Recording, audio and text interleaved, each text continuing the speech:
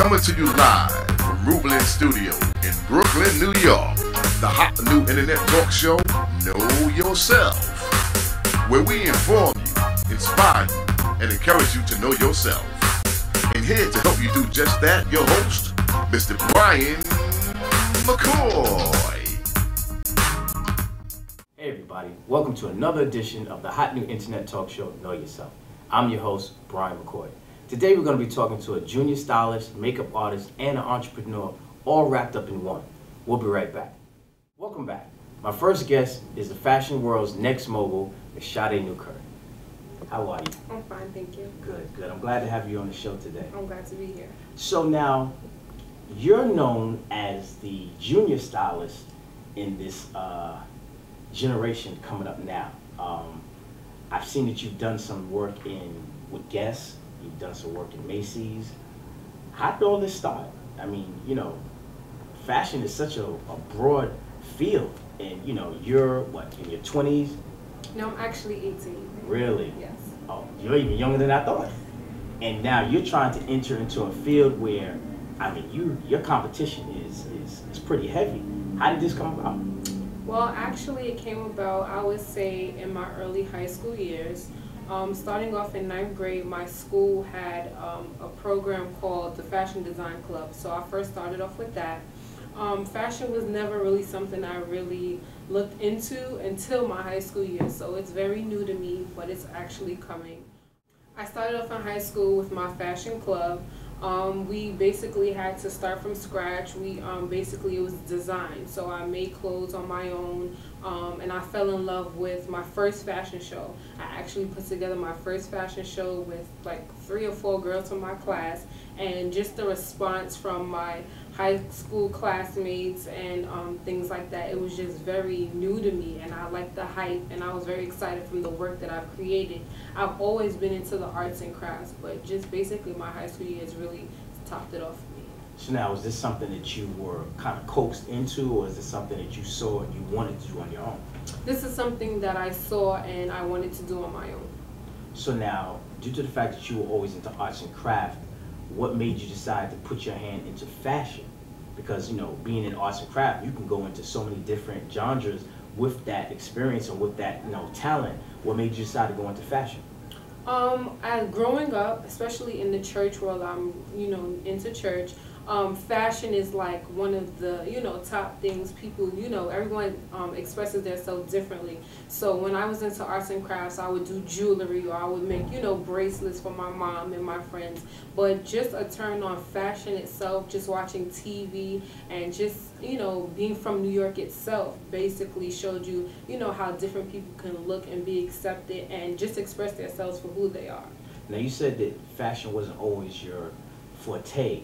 Growing up, what did you do that I guess kind of gave you that insight to the arts and craft, to whereas when you got into high school, it made you want to take this next step and dive into just, you know, fashion? I wouldn't even know. Arts and crafts, basically, it set it off. But once I got into high school, I guess, you know, in your younger years, you're not really into dressing up or really impressing anybody. But it's usually your high school years where you know, you are conscious of how you look. You and got that boyfriend, you know, you're trying to hook up with and everything. You know, you see the upperclassmen, they have on this, they have on that. So I've always been a person of uniqueness and always wanted to be different. So I felt, you know, if everyone else can do it, why can't I express myself, you know, differently with, you know, colors or beads, or I always added a twist to something. So now, due to the fact you always added a twist of color or something, did you get a lot of attention from, you know, the guys as well as the girls who may have been jealous, or the guys who were like, yo, you look kind of hot, you know?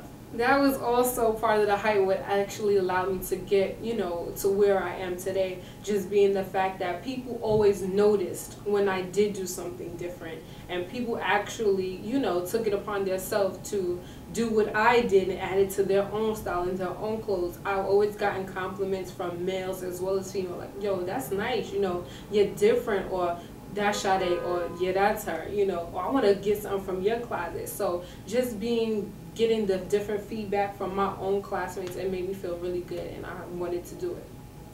We'll be back with more from Shawty Newkirk, where we're going to dive into her high school years, into how she got more into fashion and where it has led her today. We'll be right back.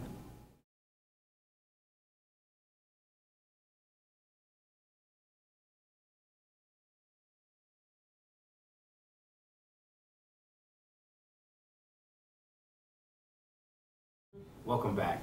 Shawty, now diving into this high school years, did you have a boyfriend during that time too? Yes, I did.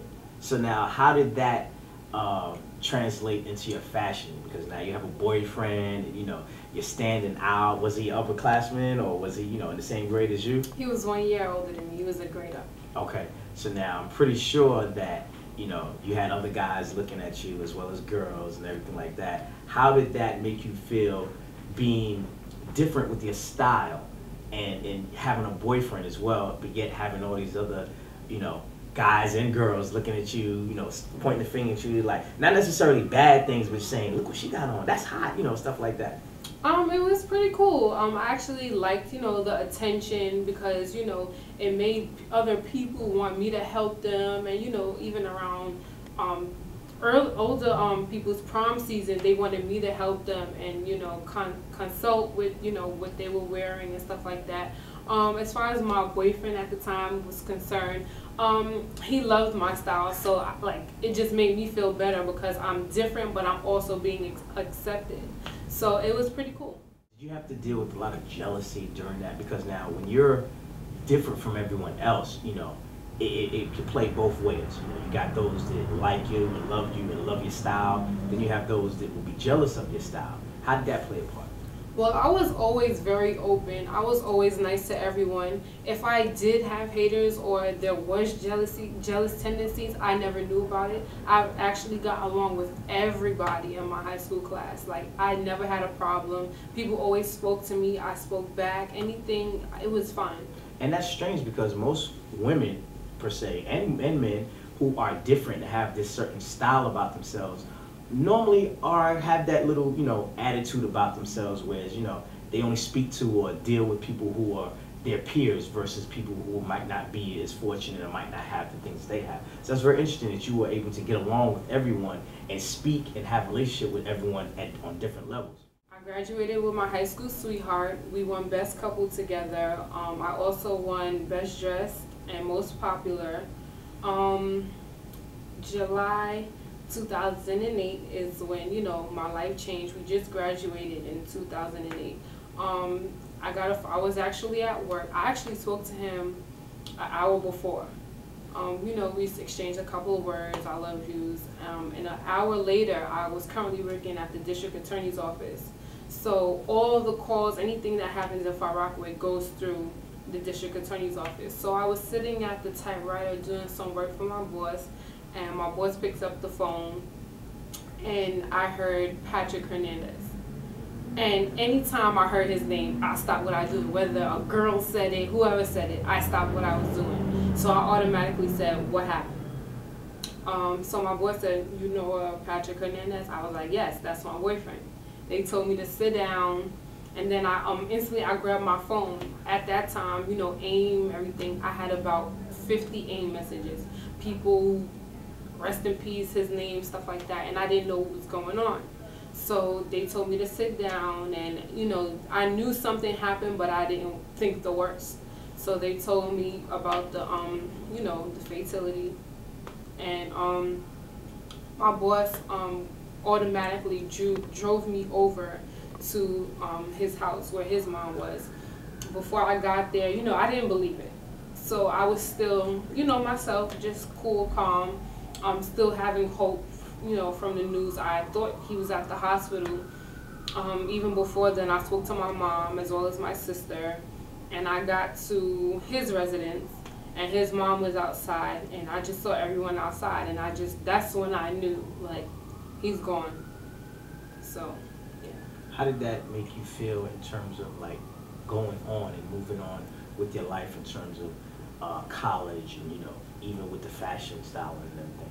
He had dreams of as well, so everything I do it, you know, in his name and into dedication, because I know he would want me to go on and strive.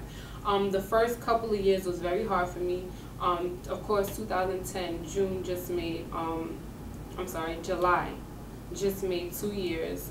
But through it all, God has been my strength through it all. Sometimes I don't even know how I made it this far, but I know, you know, I'm not crazy. I'm still in my right mind, and I'm just pushing, and I know God brought me through it all, through everything. Where do you see yourself 5 years from now? 5 years from now, I see myself with a bachelor's in fashion merchandising. It's actually called Bachelor's in Applied Sciences, as well as I'm trying to work on my own business. I want to open up a makeup business. It's just so many things that I want to do, and styling, pretty much. Now, ladies and gentlemen, I want you to be the first to see the first creation of Miss Sade Newkirk. This is an UGG boot that she redesigned and she has sent to the corporate office. So don't be surprised if you see this boot in the stores for sale. It'll be Sade Newkirk. Tell us about how did you come up with this? Going back to my arts and crafts, and just being creative, just always wanting to turn something into new. Everyone knows that an UGG boot is not cheap. This is true. But this boot right here, I was actually getting ready to throw it out. But, you know, I said, you know, I can do something with it. So I just decided to, you know, redesign it, make it youthful, make it cute, make it pink. You bedazzled this boot. That's what you did. Yeah, UGG is also known to just be very plain and regular. So I just decided to, you know, kick it up, you know, add some Sade to it. How long did it take you to make this? It took some tedious work, and I would say I started it for 2 days straight. I took a break, and another 2 days I finished. Well, as you develop more and more styles and boots and clothes, I'm pretty sure the time is going to be even shorter. So look out for her, ladies and gentlemen, Miss Sade Newkirk.